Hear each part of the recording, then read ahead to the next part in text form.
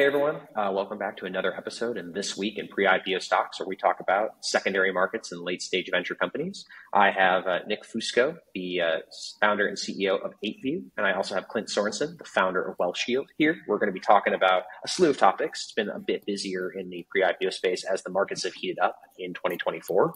To kick things off, though, we're going to talk about Ripple Labs, and this is a sort of correlated company relative to the crypto movement. For those who don't know, Ripple Labs is a company that creates a blockchain-based token called XRP, and their thesis and their business proposition is that they want to use blockchain technology to digitize the financial ecosystem. Basically, they believe the current financial world is built on legacy technology. Ripple and their XRP token are designed to make the movement and transfer of money across borders and across the world seamless, efficient, and inexpensive. The company has raised billions of dollars. They have a token that is worth tens of billions of dollars in market cap. And now we're going to talk about the private entity, Ripple Labs, which is the creator of XRP. And we're talking about the company because it's been private. It's been trading in the secondary markets. Nick, first I want to kick it over to you. Let's talk about the price of the company. Let's talk about the trends that we've seen in the secondaries. How has this company performed, particularly over the last year, as blockchain and crypto itself has started to warm up and come back into the markets? Yeah, absolutely. Ripple almost did a double this year, and it's pulled back. So it's up over the last 12 months about 48%, according to data from 8View. So this is really where secondary bids, offers, and trades are observed in the market. So it's performing extremely well. Part of the reason why we're talking about this today, XRP did a jump of 20% in the last few days.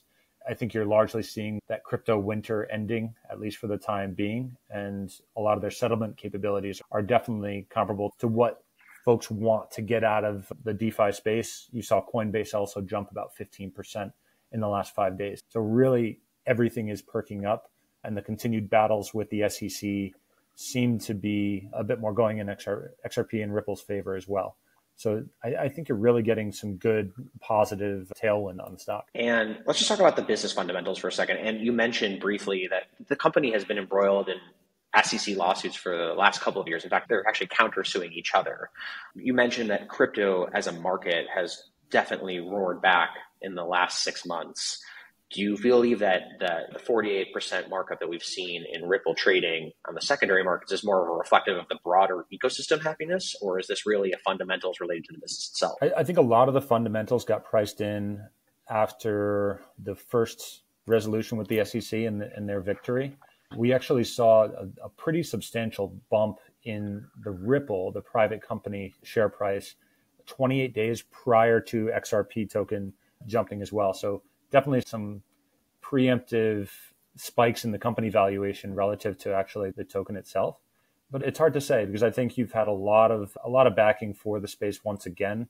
Over the last year, there was really like a 35% to 65% split between bid versus offer. So definitely fewer bids out there. But if you look at the last 6 months, it went to 40-60. And really the last 3 months, it's almost 50-50 in terms of bids versus offers. So you see a lot more activity of buyers, which is a very healthy sign for these markets. And that's relatively consistent across some of the other names as well, which is good. As an investor, you have the ability to purchase shares of this company in the private market, but you could also purchase their XRP token, which is somewhat of a reflection of the company and the broader crypto ecosystem. What do you want to put money into? As an investor in deploying capital for clients, where do you feel the right decision to put money into is the private company or the public? It's going to be the private company. If the investor has opportunity, I'm always going to lean that direction. I feel like as a long-term investor that's not as subject to the volatility as the public markets. And I think volatility can sometimes be an enemy to holding something, right, and to behavior. And so if I'm working with my advisors, I'm going to want to condition them to try to take the client's behavior or potential behavior into account when they start to invest in anything. And so I would definitely recommend the private company over the public token here. And do you believe the private market valuation is somewhat reflective of the public market token? It is up for 20% today. Absolutely. The trends, this is all about supply and demand, in my opinion, and the trends are reflective in both the private company pricing in the secondary market as well as the token. I think they're always going to be connected or correlated. I don't think that the private company, I think there's just more optionality with the private company from an investor perspective, and that's what we always are trying to seek out, right, for our investors, is that optionality. Yeah, let's talk about that for a second, though, because I'm curious, because you're talking about buying the private asset, buying the shares of the private company, subject you to relative illiquidity. We've talked about it on this show that secondary markets are pretty fluid. There is a lot of volume trading back and forth, and Nick can probably pull the transaction, their volume for Ripple itself over the last year. But does it really give you the optionality when you're buying a private asset versus something that's totally liquid that you could get in and out of every day? Yeah, so I'm not talking about optionality from a liquidity perspective. I like illiquidity. Actually, there was a study by the CFA. It quoted a text that had shown the correlation between lockup period and investment return, right? And I also you hear about these myths, right? Like they call it the Magellan Fund myth. People are disputing the fact that the investors in the Magellan Fund were actually negative. The average investor was. I don't think that's true. Their returns are drastically below the 29% that Peter Lynch actually averaged in the fund, right? And I think a lot of that has to do with client behavior.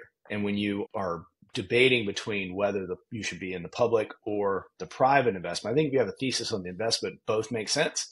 But I would tend to steer advisors and their clients towards the private investment, mainly because I want to capture that liquidity premium. And I do think you get optionality when you have influence, right? Maybe not in this case, but typically in a private investment, you have some influence, some lens as to what's going on behind the scenes. And I think that makes a lot of sense as you're making these investments long term to really commit and to stick to them for a prolonged holding period. When you earn that token, it's easy to liquidate. And I think liquidity preference can sometimes outweigh our best judgment. And I think when you see a lot of volatility, a lot of people don't have the quote unquote diamond hands that it takes to stick into an investment long term. And sometimes you got to force that. Makes sense. And then I'm going to kick it back to Nick because there's the unique thing about Ripple Labs is that we really haven't seen a lot of crypto related companies go IPO. If you're buying in the secondary market, and especially if you're buying at a 48% markup over the last year, what are investors actually thinking about relative to the liquidity opportunities down the line, and when could that actually happen? I feel as though you're getting fewer opportunities in the late stage private space altogether. Definitely fewer companies in the DeFi crypto arena are actually showing up to be bought or raise a lot of finance, things like that. So in some regards, I think, yeah, that just leads to fewer IPO opportunities. What are these exits going to be? What's it going to look like? But I think the resurgence and kind of bull market here is going to allow for new companies to emerge, which is pretty exciting. And those will probably have some IPOs in the mix, which is great.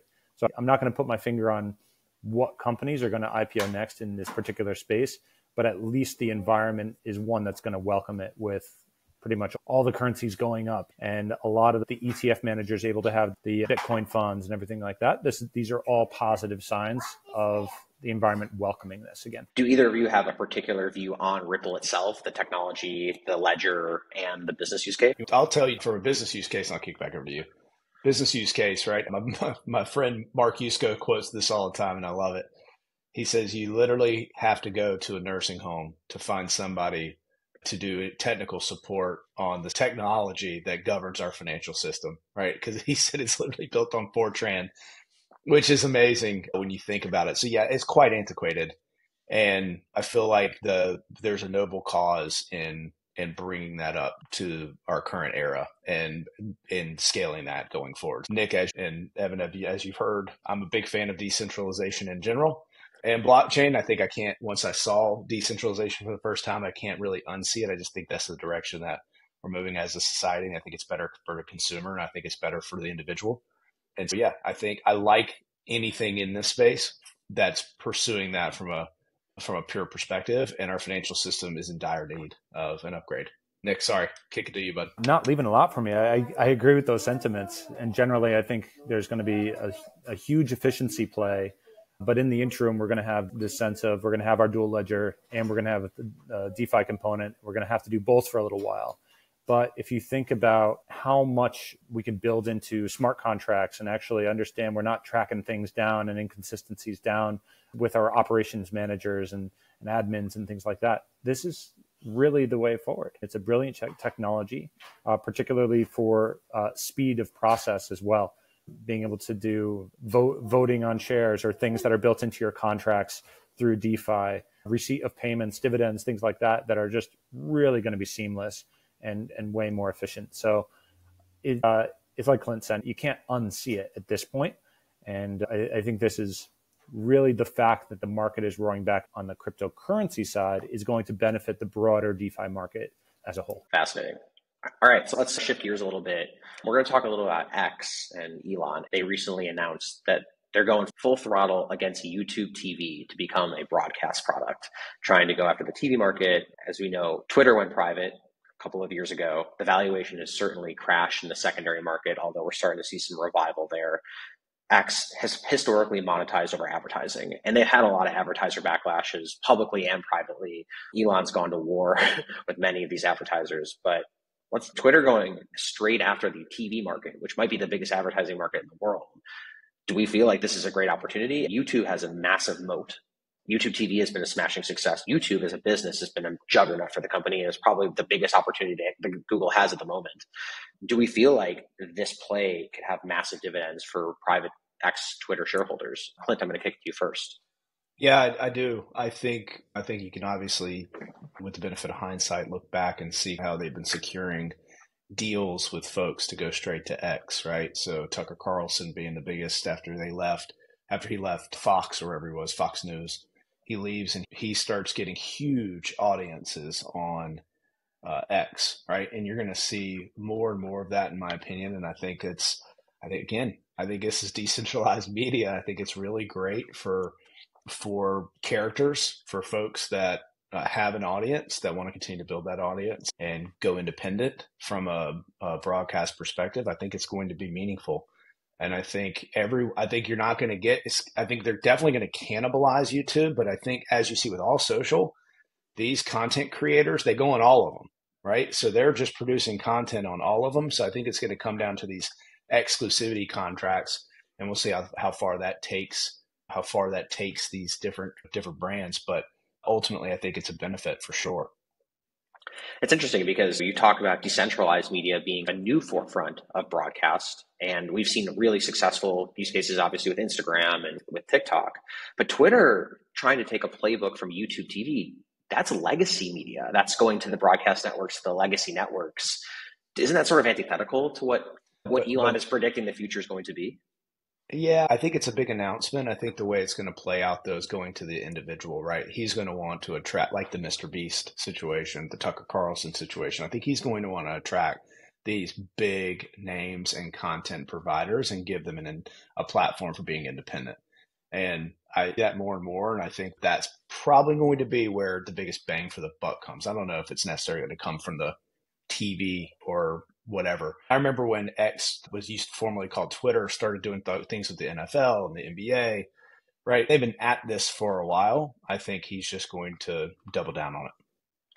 And Nick, it's just like from your perspective, do you feel like this is a wise decision to Clint's point, a company that's done this a few times, has tried to enter this market and faces massive competition? Yeah, I think it's wholly worth doing.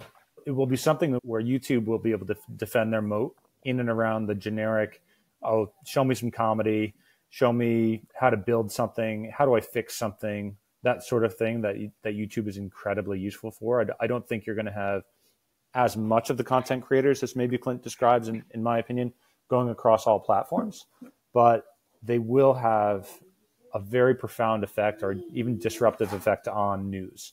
So all those things about Tucker Carlson moving over from Fox, who knows how it ended up there. But I think a lot of people want to express their political opinions on a platform like Twitter, as opposed to teach you how to fix a carburetor, that sort of thing. And just from a private market perspective, what are we seeing in the numbers? Twitter X has announced a number of initiatives this year. They have their Grok AI product, which you talked about in this show before. They're clearly going after advertisers in the TV space. Is this being reflected in the secondary market and from enthusiastic investors? Let's take a look. So effectively, you are starting to get a very unclear opinion from the funds that are holding it, such as Fidelity, ARK, and a few others. But you are getting some buy-side interest in terms of the percentage of bids versus offers on the stock, so that's positive. But I think they're also just pulling out all the stops. They're trying to figure out, okay, what's going to stick? So they've got Grok, they've got this, they've got all these other approaches. And yeah, I'm almost more excited for something like this approach to see how that plays out. I think it's a clever thing. And they clearly got a lot of reception from Tucker Carlson, love him or hate him.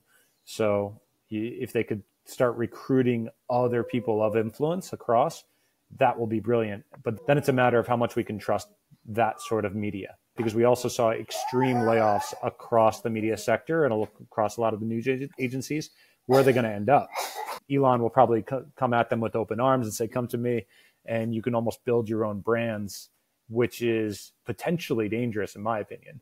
Instead of having the New York Times or Wall Street Journal, you're having people that are ex-NYT, ex-WSJ coming over and trying to create their own platforms.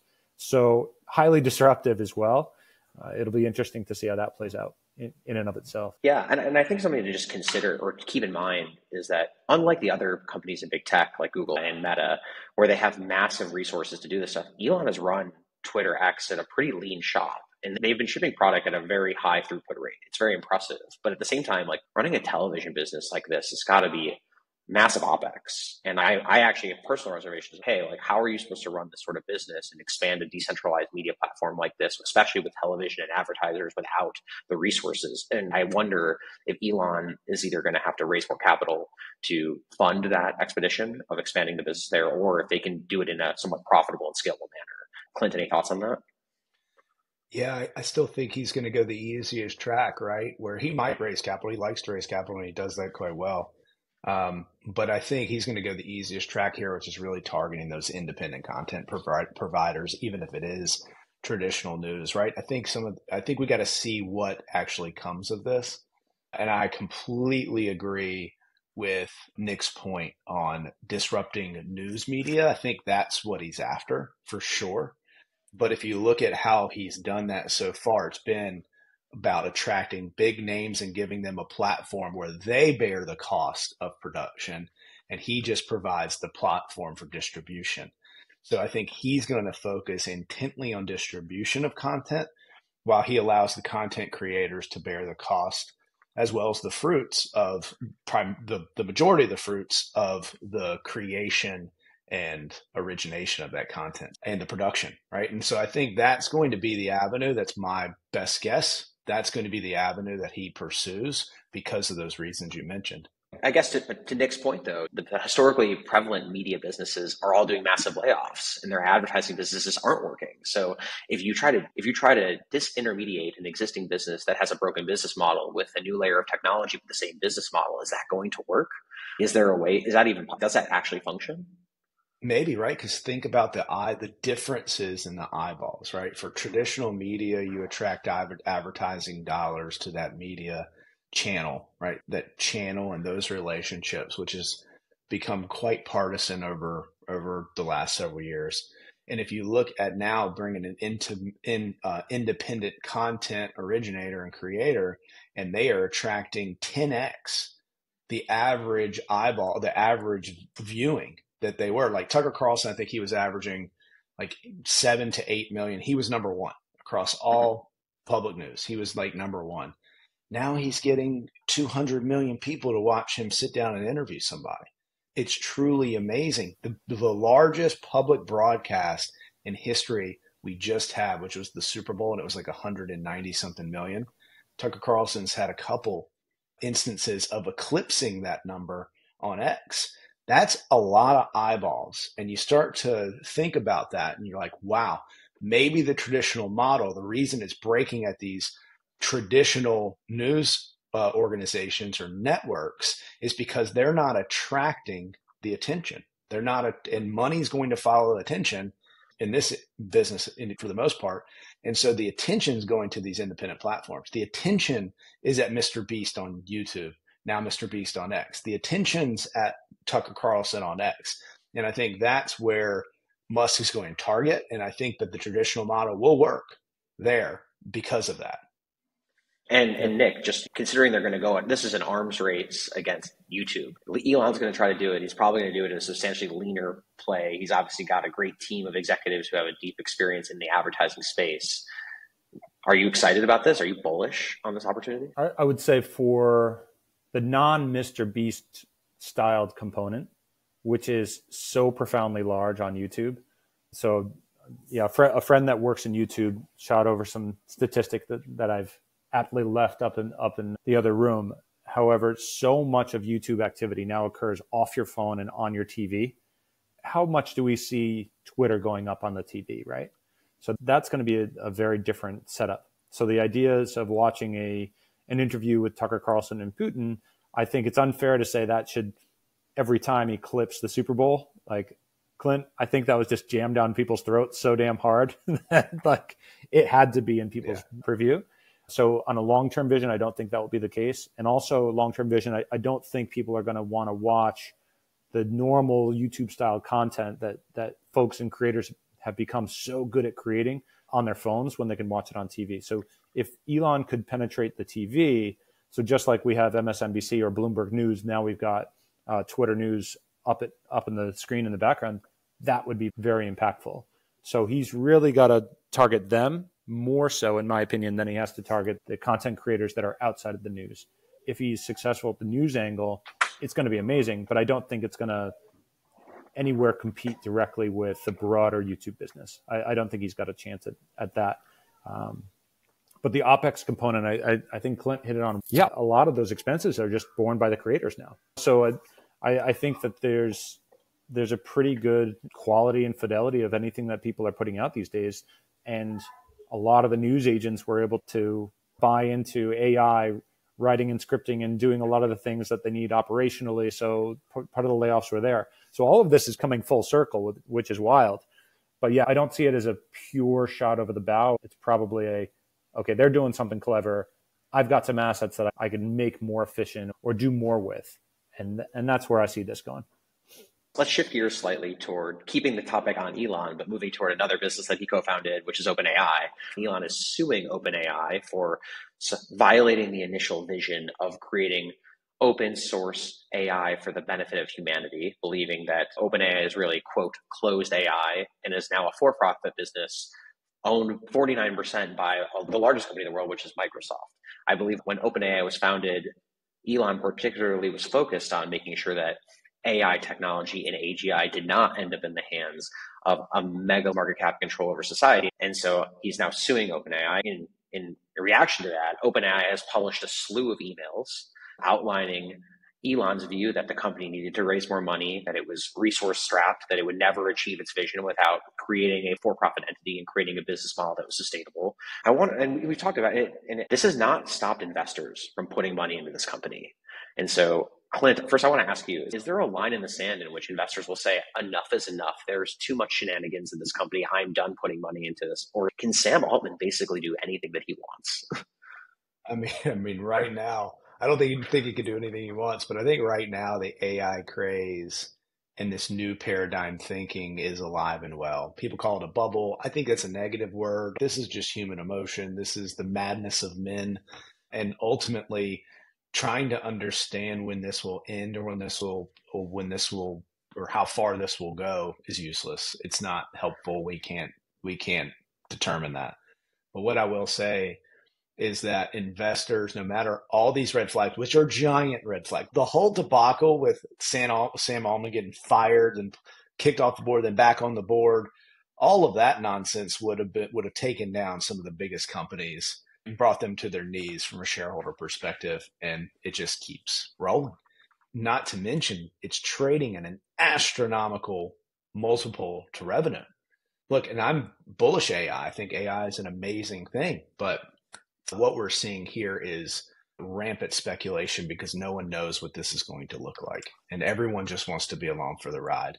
And so I don't know if any of these red flags are going to stop investors, because I think the investors that want AI exposure, they feel OpenAI, which is the most prolific when you think about it from a brand perspective, most recognizable. That's where they want to concentrate. I think there's better plays out there, but that's a personal opinion. And we've heard rumbling. I believe they just recently completed a tender offer at around $89 billion. We've heard rumblings that they're raising again at north of $100 billion.